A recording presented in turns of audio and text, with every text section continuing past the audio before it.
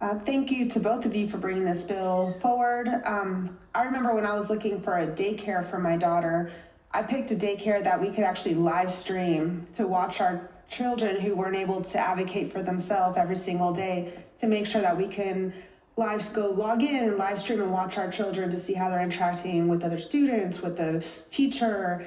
And I really, really appreciated that part of picking the daycare and having that option available. Support this bill. Thank you guys for bringing it up. I have an illustration. We did operate a daycare for over 25 years.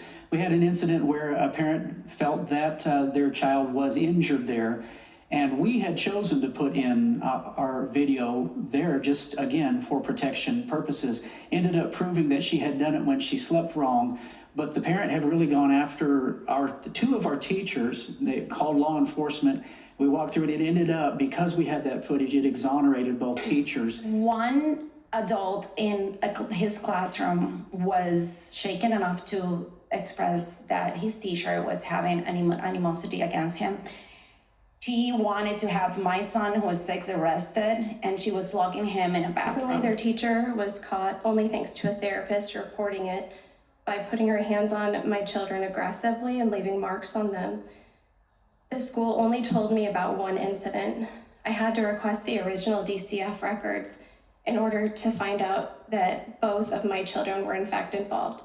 The school lied to me and they minimized the situation. I've been around, I'm not sure how long you guys have been up here, but a couple years ago when we were advocating for restraint and seclusion, that bill that took 13 years to get through, there was a parent who came here who shared their story that they were in one school and there was a teacher's aide, somebody that was recorded mistreatment of their child on their device, on their phone.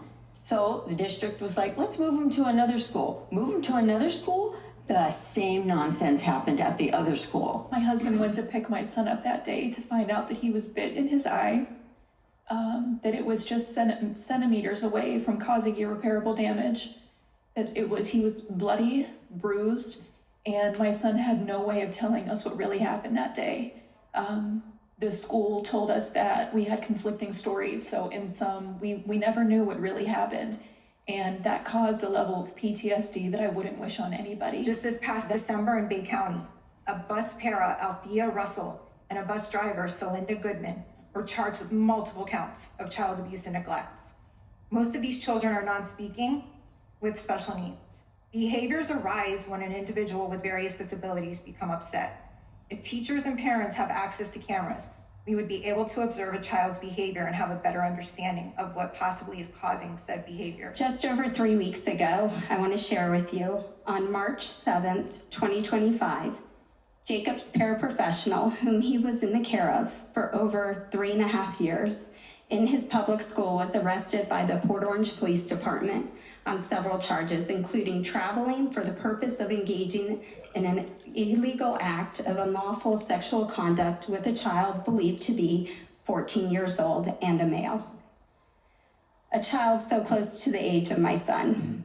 Our son, who has not only been in the care of this person for 3+ years, but has also had his diapers changed by him for over 3 years. Jacob cannot tell us if anything did or did not happen. We are left to survive the emotional terror of all the what ifs. And I realized that in the past we've had a pilot program and we had some pushback on whether we really needed this. And I've had so many advocates come to my office, not only here in Tallahassee, but also back home, and tell similar stories to what the speaker just came up and presented. And I just want to let you know that you both are changing lives for the better. And I just couldn't be more proud to call you my colleagues. So thank you.